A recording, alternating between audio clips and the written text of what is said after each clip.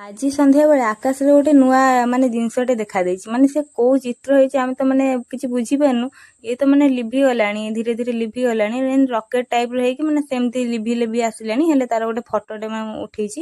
ମାନେ ସେ ଗୋଟେ ସାପ ଭଳିଆ ଯେମିତି କି ଦେଖାଯାଉଛି। ଗୋଟେ ଫଟୋଟା ଉଠେଇଛି, ଆପଣ ମାନେ ଦେଖି ନିଅନ୍ତୁ। ଇଏ ହଉଛି ମାନେ ସେଇ ଫଟୋ, ମାନେ ଗୋଟେ ସାପ ଭଳିଆ ଦେଖାଯାଉଛି। ସେ କଣ ହଠାତ୍ ଏମିତି ହେଲା, ତାପରେ ଇଏ ଧୀରେ ଧୀରେ ମାନେ ଲିଭି ଆସିଲାଣି। ଇଏ ଗୋଟେ ନୂଆ ଜିନିଷ ଆକାଶରେ ଗୋଟେ ଚିତ୍ରଟେ ହେଇଛି ଆଉ।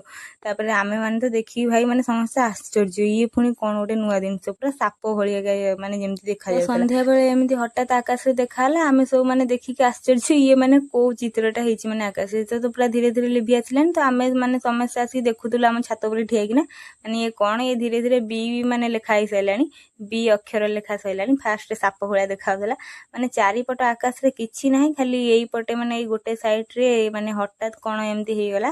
ତାପରେ ପୁରା ସାପ ଭଳିଆ ହେଇଥିଲା। ଆକାଶରେ ବି ମାନେ ନୂଆ ନୂଆ ଚିତ୍ର ସବୁ ଦେଖିବାକୁ ମିଳୁଛି। ତ ଆଜିର ଭିଡ଼ିଓ ଏଇଠି ରଖିଲି। ଦେଖା ହବା ଗୋଟେ ନୂଆ ଭିଡ଼ିଓରେ।